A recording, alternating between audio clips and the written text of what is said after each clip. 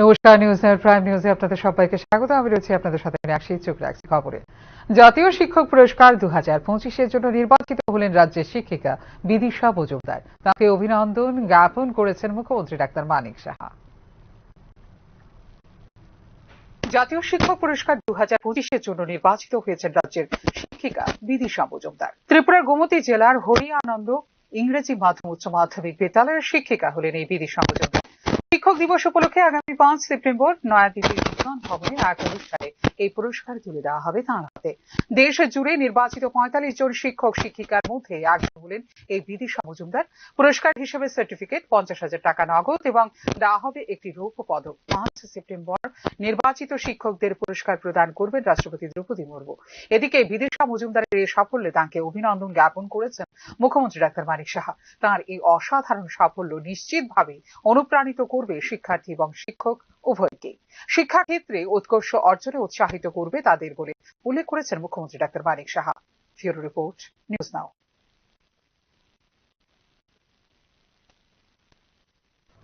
কর্মক্ষেত্রে বাধ্যতামূলক অপেক্ষার নির্দেশ দেওয়া হয়েছে রাজ্যের সিনিয়র আইএএস অফিসার অভিষেক চন্দ্রকে।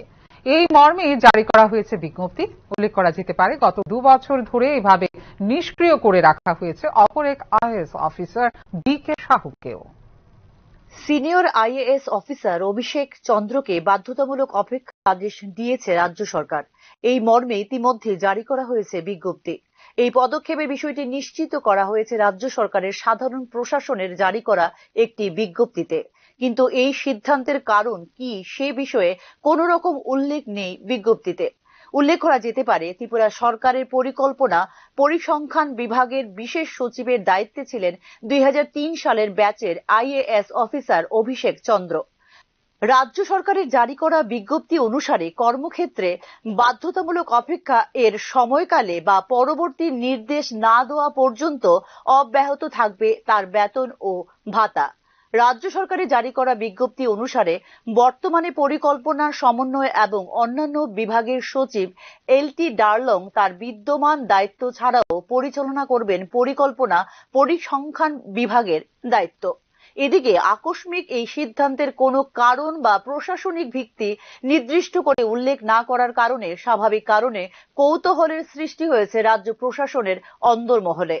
বর্তমানে ত্রিপুরার আইএএস অফিসারদের সিনিয়রিটির তালিকায় মুখ্য সচিব জে.কে. সিনহার পরেই 4র্থ স্থানে রয়েছেন অভিষেক চন্দ্র।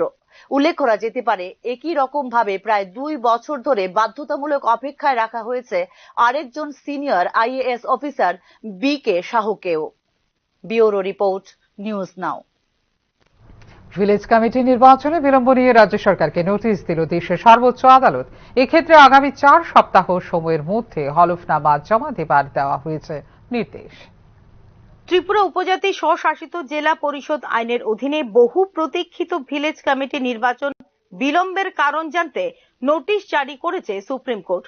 সোমবার নির্বাচন কমিশন, ত্রিপুরা রাজ্য নির্বাচন কমিশন ও রাজ্য সরকারকে এই বিষয়ে 4 সপ্তাহের মধ্যে ব্যাখ্যা দেওয়ার নির্দেশ দিয়েছে প্রধান বিচারপতি বি.আর. গাওয়াই এবং বিচারপতি এন.ভি. আঞ্জারিয়া খণ্ডপীঠ। এদিকে আদালতে নির্দেশে উচ্ছ্বাস প্রকাশ করেছেন তিপ্রামথা প্রধান তথা এমডিসি প্রদ্যুৎ কিশোর দেববর্মন। এখন রাজ্য সরকারকে 4 সপ্তাহের মধ্যে জানতে হবে কেন অনুষ্ঠিত হচ্ছে না ভিলেজ কমিটি নির্বাচন বলে এক ভিডিও বার্তায় জানিয়েছেন প্রদ্যুৎ কিশোর দেববর্মন। मैं सुप्रीम कोर्ट गया, मैंने केस फाइल किया और आज आई एम वेरी हैप्पी, मुझे बहुत अच्छा, I am giving you good news कि आज सुप्रीम कोर्ट में 2 जज बेंच में चीफ जस्टिस ने स्टेट गवर्नमेंट को 4 हफ्ते का नोटिस दिया है जवाब देने के लिए कि त्रिपुरा में विलेज काउंसिल इलेक्शन क्यों नहीं हो रहा है भाई। 4 हफ्ते का नोटिस दिया गया। अब 4 हफ्ते के अंदर स्टेट गवर्नमेंट को बोलना पड़ेगा कि वो क्यों नहीं कर रहे थे, क्या वजह था। और अब ये सिर्फ त्रिपुरा में नहीं, ये पूरे ऑल इंडिया में, क्योंकि ये सुप्रीम कोर्ट में ये बात गया है और चीफ जस्टिस ने नोटिस इश्यू किया है, स्टेट गवर्नमेंट को जवाब देना पड़ेगा। ইতিমধ্যেই ভিলেজ কমিটি নির্বাচনের বিলম্ব নিয়ে সুপ্রিম কোর্টে রিট পিটিশন দায়ের করেছিলেন প্রদ্যুৎ কিশোর দেববর্মন। গত 5 বছর ধরে ত্রিপুরায় হচ্ছে না ভিলেজ কমিটি নির্বাচন, এবার তা জানলো গোটা দেশ। সুপ্রিম কোর্টের নোটিশে এবার অনুষ্ঠিত হবে ভিলেজ কমিটি নির্বাচন বলে এদিন ভিডিও বার্তায় জানিয়েছেন প্রদ্যোৎ কিশোর দেববর্মন। अपना अधिकार आपको चाहिए तो शर्म मत करो अपने दुश्मन से भी बात करने के लिए, क्योंकि आपका दुश्मन जिसको आज आप बहुत लोगों को लगता है, उस दिन आईपीएफटी कल शुक्ला से बात हुआ, आज भी शुक्ला से बात हुआ, तू मैं होता है आईपीएफटी तिपरा मोथा के साथ। क्या आज आईपीएफटी के बच्चे का भविष्य सिक्योर है? क्या आज तिपरा मोथा का बच्चे का भविष्य सिक्योर है? नहीं। लेकिन हमको तभी भी एक दूसरे को गाली देना है। क्या मिलता है? लोग बोलते देखो, हंसते हैं हमारे ऊपर। जनजाति मोर्चा कुछ और बोलता है, गणमुक्ति परिषद कुछ और बोलता है, किसी को कुछ नहीं। উল্লেখ করা যেতে পারে, রাজ্যে সর্বশেষ ভিলেজ কমিটি নির্বাচন হয়েছিল 2016 সালের 24 ফেব্রুয়ারি। নিয়ম অনুযায়ী 5 বছর অন্তর নির্বাচন হওয়ার কথা থাকলেও 2021 সালে মেয়াদ শেষ হওয়ার পর করোনার অজুহাতে পিছিয়ে দেওয়া হয় নির্বাচন। পরে পরিস্থিতি স্বাভাবিক হলেও কোনো উদ্যোগ নেয়নি সরকার। এ নিয়ে ত্রিপুরা হাইকোর্ট আগেই 6 মাসের মধ্যে নির্বাচন সম্পন্ন করার নির্দেশ দিয়েছিল, কিন্তু বাস্তবায়িত হয়নি সেই নির্দেশ। অবশেষে বিষয়টি গড়ায় সুপ্রিম কোর্টে। বিষয়টিকে ত্রিপুরার জনজাতি জনগণের সাংবিধানিক অধিকার রক্ষার দিকে বড় পদক্ষেপ হিসেবে প্রচার করেছে সরকারের বিজেপির সহযোগী তিপ্রামথা। তবে এই নোটিশের মধ্যে দিয়ে আসন্ন উপজাতি স্বশাসিত জেলা পরিষদের নির্বাচনের আগে পলিটিক্যাল প্রেসার গেইনের রাজনীতি চলছে বলে মনে করছেন বিশ্লেষকরা। ব্যুরো রিপোর্ট, নিউজ নাও।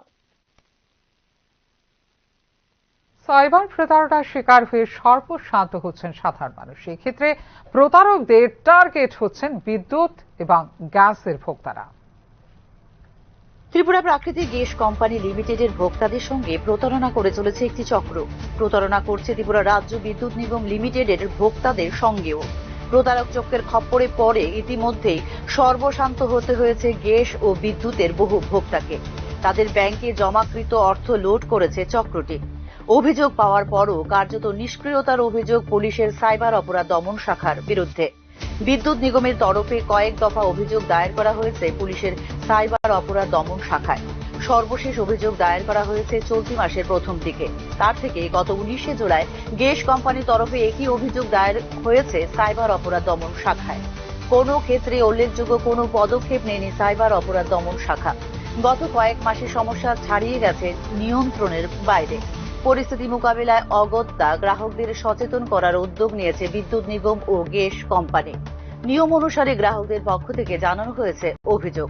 সর্বশেষ পাওয়া তথ্য অনুসারে গত কয়েক মাসে বিদ্যুৎ নিগম ও গ্যাস কোম্পানির ভোক্তা মিলিয়ে বড় অঙ্কের আর্থিক প্রতারণা শিকার হয়ে 57 জনের খালি হয়ে গেছে ব্যাংক অ্যাকাউন্ট। অল্প বিস্তর অর্থ খোয়া গেছে আরো অনেকেরই। আমি ঢুকাইতে আসি, এই নাম্বারে ঢুকাইছি, এই নাম্বারে ঢুকাইছি। লাস্টে আমি যখন আরেকটা নাম্বার দিছি, এটা 25,000 টাকা ঢুকাইতাম, তখন ট্রান্সফার করতে গিয়া যায় না। তখন কইলাম কিটা হয়েছি বন্ধুর টাকা তো আর আমার এটা ব্যালেন্স যায় না। চেক করলাম আমার ব্যালেন্স না, আমার ব্যালেন্স দেখে শেষ হয়ে গেছে। আর তার 1 লাখ টাকা হয়ে গেল, হয়তো কইতে মানে ফ্যাক্স মেশিন সাইয়া দেখে আর নাই। ওই তো মাথা খারাপ হয়ে গেছে। দৌড়িয়া আমি ফিয়েছে তাকে ফিয়েছে কমপ্লেন করছি। সাইবার সাহেবে জানানোর পরে ওই ওখান মতো ঘুরতে আসি। কত টাকা নিছে এখন? 55,000 টাকা নিছে। অধিকাংশ ক্ষেত্রে দেখা যায় মোবাইল নম্বর থেকে ভোক্তাদের ফোন করা হয় অথবা হোয়াটসঅ্যাপে বার্তা পাঠানো হয়। ফোন করে হিন্দি মিশ্রিত উচ্চারণে বলা হয় পাইপলাইন গ্যাস অথবা বিদ্যুতের সংযোগ কেটে দেওয়া হবে, কারণ সংশ্লিষ্ট গ্রাহকদের বিল বকেয়া রয়ে গেছে অথবা বিল জমা দেওয়ার তথ্য অনলাইনে আসেনি, মানে করা হয়নি আপডেট। ফোনে গ্রাহকদের ব্যস্ত রেখে প্রতারণা করা হয়। কথাবার্তার ফাঁকে ব্যাংকের হিসাব সহ আনুষঙ্গিক তথ্য জেনে নেওয়া হয়। জানতে চাওয়া হয় ওটিপি নম্বর জানিয়ে দিলেই সহজ হয়ে যায় প্রতারণা। না, ওখানে আমরা ঠিক করতে পারতাম না, সময় নাই। বললো আচ্ছা ঠিক আছে। ওই আরেকজনের মোবাইলের আরেকটা মোবাইলে ভিডিও কল চলে, ভিডিও কলের কথা কইয়া আর এখানে একটা মেসেজ আছে। মেসেজের মধ্যে আমি দেখছি মেসেজ একটা আইসি মেসেজটা মানে আমার কাছে থেকে মোবাইল নেওয়ার সময় আসি। এটা আর অন্য কেউ মেসেজ দিব, এটা আমি অত গুরুত্বপূর্ণ দিছি না। ঠিক আছে। একটু পরে তারা ওইরকম করছে, মানে এখানে ওটিপি নাম্বার ফাইল দিছে, ওইটা করে দিছে। করার সঙ্গে সঙ্গে তো তারা বলে দাদা আপনার তো হইতো না, আপনার অফিস থেকে হেড অফিস থেকে ফোন নিবো, আপনার হেড অফিস কোন জায়গায় আগরতলা থেকে আমরা স্যারে ফোন করবো, আপনার একটা ডিটেলস নিবো আর একটা নাম্বার ওইটা শোনাই দিলাম। ঠিক আছে করে তো গেছে, কোনো ফোনও নাইছে না। 3:20 নাগাদ আমি দোকান বন্ধ করে ঘরে গেছি, ঘরে গিয়ে দেখি আমার অ্যাকাউন্ট থেকে 2,70,000 টাকা গায়েব। আমি আরে এটা কি ধরনের কথা। এরপর দিকে সঙ্গে সঙ্গে আমি বন্ধন ব্যাংকের ম্যানেজারের সাথে ফোন করছি, ম্যানেজারটা বলছে আজকে ঈদের লাগিয়া ব্যাংক ব্রাঞ্চ বন্ধ থাকবে, কালকে তুমি সকালে আইও। সঙ্গে সঙ্গে গেছে থানাতে গিয়া ডিভিডেন্ট দিয়ে হয়েছি, তো ভাই আজকে ইয়োর ব্যাংকের স্টেটমেন্ট সকালে নিয়ে থানাতে এন্ট্রি দিয়া এরপরে দিকে এখানে আইসি। হোয়াটসঅ্যাপে বার্তা পাঠিয়েও ভোক্তাদের সর্বনাশ করছে। ইংরেজিতে লিখে বলা হয় গ্রাহকদের গ্যাস অথবা বিদ্যুতের সংযোগ বিচ্ছিন্ন করে দেওয়া হবে। জানানো হয় তার বিল বকেয়া রয়ে গেছে অথবা বিলের সর্বশেষ তথ্য অনলাইনে সন্নিবিষ্ট হয়নি। একটি মোবাইল ফোন নম্বরে পরিষেবা কেন্দ্রে কথা বলতে বলা হয়, আর তাতে ফোন করলে হয়ে যায় সর্বনাশ। ত্রিপুরা স্বরাষ্ট্র বিভাগ থেকে পাওয়া তথ্য অনুসারে 2023 সাল থেকে চলতি বছরের জুন মাস পর্যন্ত সাইবার প্রতারণার মোট 9,176টি অভিযোগ নথিভুক্ত করা হয়েছে বিভিন্ন থানায়। অনলাইনে প্রতারণার ক্ষেত্রে এই ধরনের ঘটনাগুলো নিয়ে স্বাভাবিকভাবে উৎকণ্ঠায় রয়েছেন সাধারণ মানুষ। ব্যুরো রিপোর্ট, নিউজ নাও। 2.5 কোটির ব্যাংক জালিয়াতি, সাইবার প্রতারণায় গ্রেপ্তার করা হলো বন্ধন ব্যাংকের 5 জন আধিকারিককে। স্বাভাবিক কারণে এই ক্ষেত্রে তীব্র আতঙ্ক ছড়িয়েছে বন্ধন ব্যাংকের গ্রাহকদের মধ্যে। ব্যাংকিং ও অনলাইন প্রতারণা নিয়ে যখন আতঙ্কে দিন কাটাচ্ছেন সাধারণ মানুষ, তখনই সামনে এলো এক চাঞ্চল্যকর তথ্য। গ্রাহক পাচার করে 2.5 কোটি টাকার প্রতারণার মামলায় এবার ধরা পড়লেন বন্ধন ব্যাংকের 5 আধিকারিক। ধৃতদের মধ্যে রয়েছেন সেলস ম্যানেজার এবং কাস্টমার রিলেশন অফিসারও। ব্যাংকের কোর ব্যাংকিং সিস্টেম থেকে তথ্য পাচার করতেন এবং বাইরের প্রতারণা চক্রকে সহায়তা করতেন তারা। এর বিনিময়ে মোটা অঙ্কের টাকা পেতেন বলে জানিয়েছে পুলিশ। গত 23 জুলাই কলকাতার বিধাননগর সাইবার ক্রাইম থানায় একটি অভিযোগ দায়ের করে বন্ধন ব্যাংক কর্তৃপক্ষ।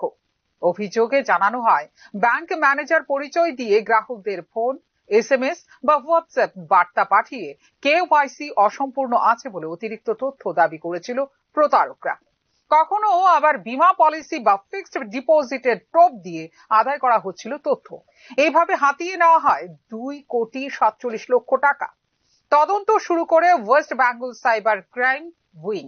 খোঁজ নিতে গিয়ে প্রকাশ্যে আসে ব্যাংকের এই কয়েকজন উচ্চপদস্থ আধিকারিক যুক্ত প্রতারণার সঙ্গে। তাদের মধ্যে ঝাড়খণ্ডের হাজারিবাগ শাখার CRO, জামতারা শাখার CRO, সরাই দেহলা শাখার সেলস ম্যানেজারকে গ্রেপ্তার করা হয় সর্বপ্রথম। পরে কলকাতার মেটিয়া বুরুজ শাখার CRO ও সেলস ম্যানেজারকেও গ্রেপ্তার করে পুলিশ। ব্যাংকে টাকা জমা রাখা গ্রাহকরা ভরসা করেন তাদের তথ্য সুরক্ষিত রয়েছে মনে করে, কিন্তু ব্যাংকের ভেতর এই আধিকারিকরাই যদি প্রতারণার সঙ্গে যুক্ত হন, তাহলে সেই আস্থাই ক্ষতিগ্রস্ত হয় মারাত্মকভাবে। এই ঘটনায় তীব্র আতঙ্ক ছড়িয়েছে বন্ধন ব্যাংক গ্রাহকদের মধ্যে। Bureau report, news now. Doctor APJ Abdul Kalam startup youth 2.0 পুরস্কার বিতরণী অনুষ্ঠানে রাজ্যের সংখ্যালঘু অংশের উদ্যমীদের সম্মাননা প্রদান করল ত্রিপুরা প্রদেশ বিজেপি। সোমবার ত্রিপুরা প্রদেশ বিজেপির কৃষ্ণনগরের সদর কার্যালয়ে আয়োজিত এদিনের অনুষ্ঠানে সংখ্যালঘু অংশের উদ্যোগে যারা জাতীয় পর্যায়ে প্রমাণ করেছেন নিজের শ্রেষ্ঠত্ব, তাদেরকেও সম্মানিত করে ত্রিপুরা প্রদেশ বিজেপি। পরবর্তী সময়ে সাংবাদিক সম্মেলনের মাধ্যমে দলের পক্ষ থেকে তুলে ধরা হয় পুরো বিষয়টি। স্টার্টআপ ইন্ডিয়ার মাধ্যমে আমাদের যারা নতুন করে মাইনরিটি অংশের মানুষ যারা বিজনেসের সঙ্গে এন্টারপ্রেনার হয়েছেন, সংযুক্ত হয়েছেন, তো তাদের সমস্ত কিছু বায়োডাটা পাঠানোর পর আমাদের সর্বভারতীয় ক্ষেত্রে সেখানে সেগুলি নির্বাচিত হয় এবং সেখানে দেখা যায় যে আমাদের ত্রিপুরা রাজ্যের একজন এন্টারপ্রেনারকে সেখানে সম্মানিত করা হয়েছে এবং যারা পার্টিসিপেট করেছে তাদেরকে সার্টিফিকেট প্রদান করা হয়েছে। তো তারই অঙ্গ হিসাবে আজকে আমরা আমাদের মাইনরিটি মোর্চার তরফ থেকে আমাদের যারা এন্টারপ্রেনার এবং যারা এই স্টার্টআপ ইন্ডিয়ার সঙ্গে APJ আব্দুল কালাম স্টার্টআপ ইন্ডিয়ার সঙ্গে যারা সংযুক্ত হয়েছেন তাদেরকে সম্মান জানানোর জন্য আজকে একটি বিশেষ অনুষ্ঠানের আয়োজন করা হয়েছে। সংরক্ষণ নীতি নিয়ে সুপ্রিম কোর্টে মামলা করে এখনো পর্যন্ত 2022 সালের এসটিজিটি পরীক্ষার ফলাফল ঘোষণা করেনি রাজ্য সরকার। অথচ মামলা চলাকালীন সময়ে কিভাবে পিজিটি শিক্ষক নিয়োগের বিজ্ঞপ্তি জারি করল রাজ্য সরকার তা নিয়ে প্রশ্ন তুলেছে 2022 সালের এসটিজিটি পরীক্ষার্থীরা। তাই অবিলম্বে 2022 সালের এসটিজিটি পরীক্ষার ফলাফল ঘোষণা করে অবিলম্বে নিয়োগ প্রক্রিয়া সম্পন্ন করার দাবি জানিয়েছেন সংশ্লিষ্ট পরীক্ষার্থীরা। এই দাবিতে সিআরবিটি অফিসের সামনে এদিন বিক্ষোভ প্রকাশ করেন সংশ্লিষ্ট পরীক্ষার্থীরা। বেরিয়েছিল হাইকোর্ট থেকে, তারপর কিন্তু সমস্ত নিয়োগ প্রক্রিয়া যে কোনো ডিপার্টমেন্টের সেগুলো কিন্তু এই বছর ভুল করেই হচ্ছে, বের হচ্ছে এবং নিয়োগ প্রক্রিয়া সম্পন্ন করা হচ্ছে। তাহলে আমরা ক্ষেত্রে ব্যতিক্রম চিন্তা ভাবনা কেন তারা নিয়ে চলাফেরা করছে? গভর্নমেন্টে আমরা ক্ষেত্রে কেন স্বতন পোষণ বা বড় রাখতে গেলে এক চোখে তেল আরেক চোখে ঘি এমন ধরনের চিন্তা ভাবনা তারা চলছে। আজকে যে জায়গা 3টা বছর উপর হয়ে গেছে, তারা বলছে নতুন পরীক্ষা নেবে, যে গত 3 বছর তারা কোনো পরীক্ষা নেয়নি। যারা ওভারেজ হয়ে গেছে তারা তো পরীক্ষা দিতে পারতো, তাদেরকে ক্ষেত্রে কি বয়স ছাড় দেওয়া হবে যারা এখন তারা পরীক্ষা? শহরকে যানজট মুক্ত রাখতে একযোগে অভিযান চালালো আগরতলা পুর নিগম ও ট্রাফিক দপ্তর। সোমবার সকালে শহরের বিভিন্ন এলাকায় অবৈধ পার্কিং এবং ফুটপাত দখল করে বসানো খাবারের দোকানের বিরুদ্ধে নেওয়া হয় কঠোর পদক্ষেপ। পুর নিগমের কর্তৃপক্ষরা ফুটপাতের দোকানগুলোতে প্লাস্টিকের ক্যারি ব্যাগ ব্যবহারের বিরুদ্ধে অভিযান চালিয়ে জব্দ করেন প্রচুর প্লাস্টিক ক্যারি ব্যাগ। একই সঙ্গে জরিমানা করা হয় সংশ্লিষ্ট দোকানদারদের। অপরদিকে ট্রাফিক দপ্তরের পক্ষ থেকেও শহরের ব্যস্ততম এলাকায় অবৈধভাবে পার্ক করা গাড়ির মালিকদের বিরুদ্ধে করা হয়েছে ফাইন। শহরের চলাচল স্বাভাবিক রাখতেও প্লাস্টিক দূষণ রোধে এই পদক্ষেপ নেওয়া হয়েছে। নিয়মিতভাবে এই ধরনের অভিযান চালানো হবে এবং শহরকে যানজট মুক্ত রাখতে নাগরিকদের সহযোগিতা অপরিহার্য বলে জানিয়েছেন assistant commissioner Pranay Das.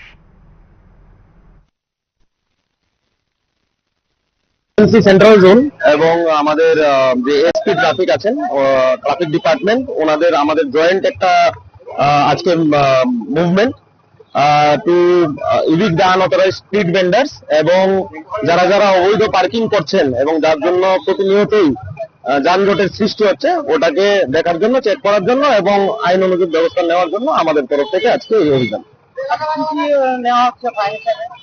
Fine হিসাবে আমরা অ্যাকচুয়ালি সিঙ্গেল ইউজ প্লাস্টিকেরও ফাইন করছি। যারা আনঅথরাইজড স্ট্রিট ভেন্ডার্স আছেন ওদেরকেও পিউনিটিভ অ্যাকশন নেওয়া হচ্ছে এবং ট্রাফিক ডিপার্টমেন্টের তরফ থেকে ডিএসপি সাহেব আছেন, এডিশনাল এসপি স্যার আছেন, ওনারা আইন অনুযায়ী মোটর ভেহিকেল অ্যাক্ট অনুযায়ী ব্যবস্থা নিচ্ছে। আগামী দিনে কি জারি থাকবে? আগামী দিনে এই জিনিসগুলো জারি থাকবে।